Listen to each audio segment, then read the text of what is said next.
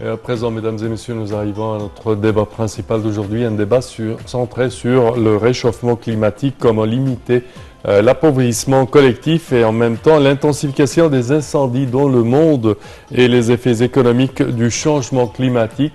Et pour aborder ce sujet, mesdames et messieurs, nous avons le plaisir d'accueillir au bout du fil Dr Raouf Gafar, qui est expert en économie. Bonjour, Dr Raouf. Bonjour. Alors, ce sujet du réchauffement climatique et l'intensification des incendies dans le monde de nos jours et en même temps un appauvrissement collectif dans le monde. Comment voyez-vous ces signes et comment remédier à ces signes? Comment remédier? On essaye de changer vers peut-être énergie propre, c'est-à-dire on essaye de conserver le plus possible l'environnement. Et peut-être ça, c'est le seul moyen, à mon avis, pour diminuer ce genre d'événements tragiques, si je peux dire. Mais c'est très malheureux, vraiment, ces incendies partout dans le monde. C'est-à-dire en Australie, en Amérique, maintenant à côté de nous, en Algérie, oui. Il y a quelques jours, même à Chypre, oui. En Grèce, donc oui. C'était un peu partout à cause des changements climatiques. Nous pouvons tous remarquer que même la chaleur commence à s'élever et nous voyons maintenant des chaleurs qu'on n'a jamais vu avant ça. Oui, en Grèce, on parle d'un record depuis 30 ans quand même. C'est ça. Donc, c'est une chose vraiment, peut-être c'est dû, comme nous avons dit, au carburant. On essaye de diminuer l'utilisation de carburant, comme je viens de dire, et changer vers l'énergie propre pour diminuer les émissions, etc. D'un côté, mais de l'autre côté, je vois que ça c'est une... Je ne sais pas vraiment si c'est une phase qui arrive, disons, chaque 10 000 ans à notre planète, ou bien c'est justement dû à ce genre d'utilisation de carburant, etc., ce qui, en général, hausse la moyenne de la température dans tout le monde. Alors, Docteur Raouf, on sait qu'avec les accords de Paris, plusieurs choses ont été mis en place pour justement pour que les pays industrialisés limitent leur consommation et essayent de faire des efforts et pour lutter contre la pollution. On a vu la Chine qui est quand même le pays le plus pollué au monde. On a d'autres pays. Ensuite, il y a eu Donald Trump qui est sorti de cet accord-là. Puis là, les États-Unis qui veulent re-rentrer dans cet accord.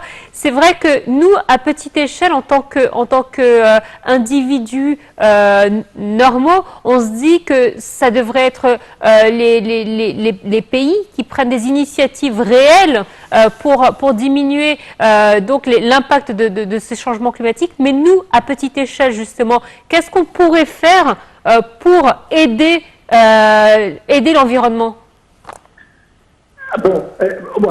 On diminue notre usage de n'importe quelle machine à base de carburant, etc. Mais en principe, ce qui m'inquiète, c'est qu'on signe des accords, il y a des forums, il y a des conférences.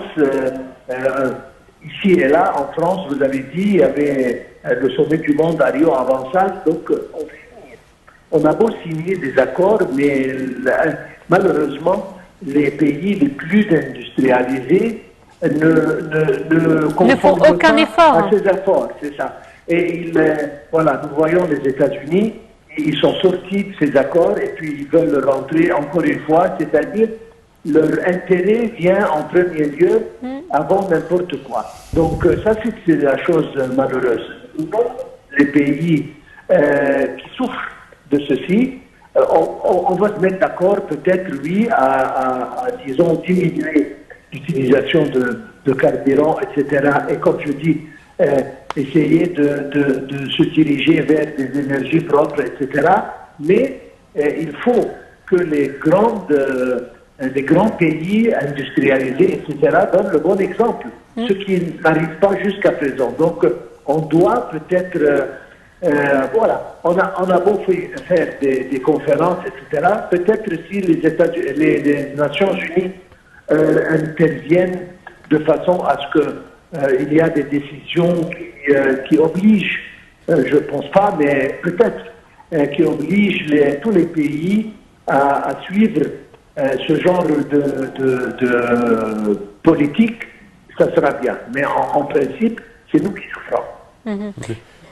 Docteur Raouf, également, si on parle des énergies renouvelables à l'encontre des énergies de sources fossiles, on parle que les énergies renouvelables sont un tout petit peu plus coûteux que les énergies à carburant ou à origine fossile. Alors, comment voyez-vous cela et leur effet sur les économies? Ça se reflète d'une façon négative aujourd'hui, mais il y a toujours des recherches, etc., oui, afin de diminuer les coûts.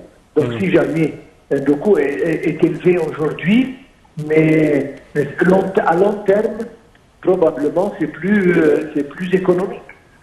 Mais c'est-à-dire la santé, l'environnement doivent avoir ou jouir une priorité numéro un, même si ça coûte un peu plus, mais la santé des citoyens doit être la chose la plus importante. Donc, même si ça coûte un peu plus cher aujourd'hui, on doit diminuer ce coût d'une façon ou d'une autre, et même si jamais on doit payer un coût un peu plus élevé vis-à-vis la santé du peuple et l'environnement, etc., je pense que ça vaut. Alors, Dr Raouf Ghafar, encore une fois, merci de votre participation à notre programme Bonjour l'Égypte. Donc, pour nous parler de ce sujet qui est le sujet du siècle. Effectivement, nous en parlions avant la pandémie du coronavirus. Puis aujourd'hui, c'est vrai que la pandémie a un petit peu effacé ce sujet à la une de l'actualité, mais il reste primordial que nous ayons une action face aux répercussions du réchauffement climatique, car aucun pays n'est à l'abri des conséquences du réchauffement climatique. Voilà, donc c'est la fin donc de notre émission. Merci à vous de votre fidélité et sans suite de programme sur Night TV International. Merci Samar. Merci Noah, merci chers téléspectateurs et bonne suite de programme.